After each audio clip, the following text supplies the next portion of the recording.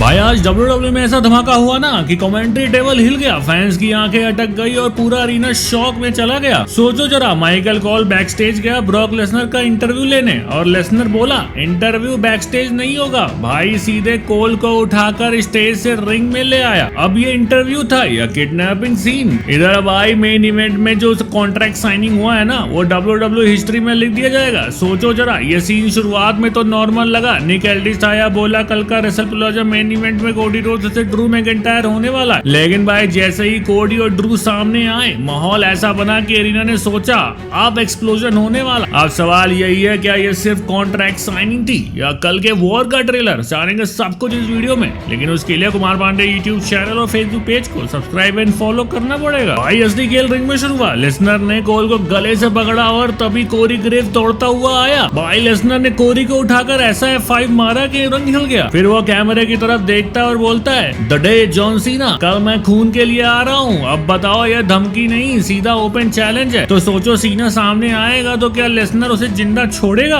और फिर लेसनर का गुस्सा यही नहीं थमा, बाहर निकल कर प्राइम हाइड्रेशन स्टेशन को तोड़ डाला, स्टील स्टेप्स उठाए और रेफरी ने हाथ जोड़े, बस लेसनर प्लीज शांत हो जा। लेकिन लेसनर स्टेज फेंक कर फिर से रिंग में घुस गया और बेचारे कोरी को उठाकर दूसरी बार F5 मार दिया। एक ही इंसान को 2 बार मारना जरूरी था क्या? सवाल यही है, लेसनर सीना को हराना चाहता है या उसे खत्म करना चाहता है? अब बैक स्टेज का सीन सुनो। लेसनर चलते चलते सीधा पॉल हेमन से टकरा गया। वहीं ब्रॉन्सन रीड और ब्रॉन ब्रेकर भी थे। लेसनर ने हेमन से बोला हमें बात करनी है और बिना कुछ बोले चला गया था। अब इमेजिन करो भाई, अगर हेमन फिर से लेसनर के साथ हाथ मिला ले तो सीना अकेला कहाँ टिकेगा? इधर निक एल्डिस बीच में आया और बोला आज कॉन्ट्रैक्ट साइनिंग है, कोई भी पंगा मुझे नहीं चाहिए। लेकिन हेमन ने चालाकी से कॉम्प्लीमेंट पे कॉम्प्लीमेंट देता रहा। तो सवाल यही है, हेमन कौन सी चाल चलने वाला है? सीना को बचाएगा या लेसनर की आर्मी बना देगा? फिर कमेंट्री डेस्क पर माइकल कोल वापस आया। भाई उसके चेहरे पर साफ दिख रहा था कि जान पर बन गई थी। उसने बोला मैंने आज तक बहुत बार पिटाई खाई है, बहुत बार धक्का खाया, लेकिन आज जितना बेबस महसूस किया ना उतना कभी नहीं था। अब सोचो भाई, कमेंट्री वाला इतना डर गया तो सीना कैसे खड़ा होगा रिंग में? तो भाई इधर मेन इवेंट की शुरुआत होती है। रिंग में निक एल्डिस आया और बोला कल का मेन इवेंट कोडी वर्सेस ड्रू पर अनडिस्प्यूटेड WWE चैंपियनशिप का है। अब एंट्री हुई ड्रू मैकिंटायर की और उसके पीछे पीछे कोडी रोड्स भी आया। कोडी ने माइक उठाया और बोला ड्रू याद है 15 साल पहले आज ही के दिन हम टैग टीम चैंपियन बने थे? लेकिन फिर खुद ही बोला भाई किसी को याद नहीं, दुनिया को फर्क नहीं पड़ता कि हम साथ थे या फिर नहीं, फैंस बस देखना चाहते हैं फाइट। अब बताओ भाई कोडी का इशारा क्या था? ड्रू का इंसल्ट करना या सिर्फ रियलिटी चेक? कोडी ने ड्रू को बोला तू रॉयल रंबल जीत चुका है, टाइटल जीत चुका है, तू ड्रैगन स्लेयर है, लेकिन आजकल तो सिर्फ कीबोर्ड वॉरियर बन गया है। फिर बोला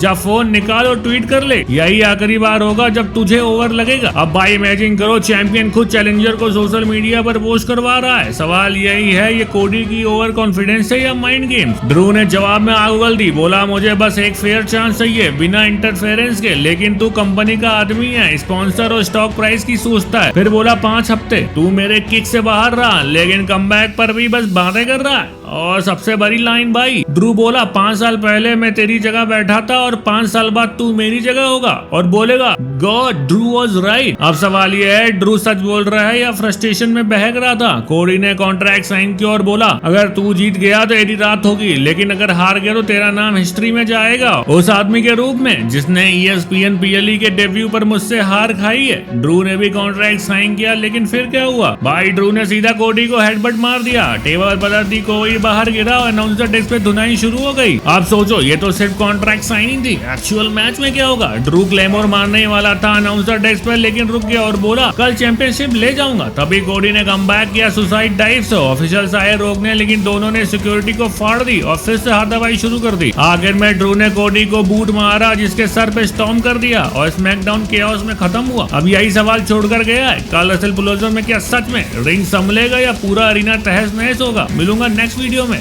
बाय बाय।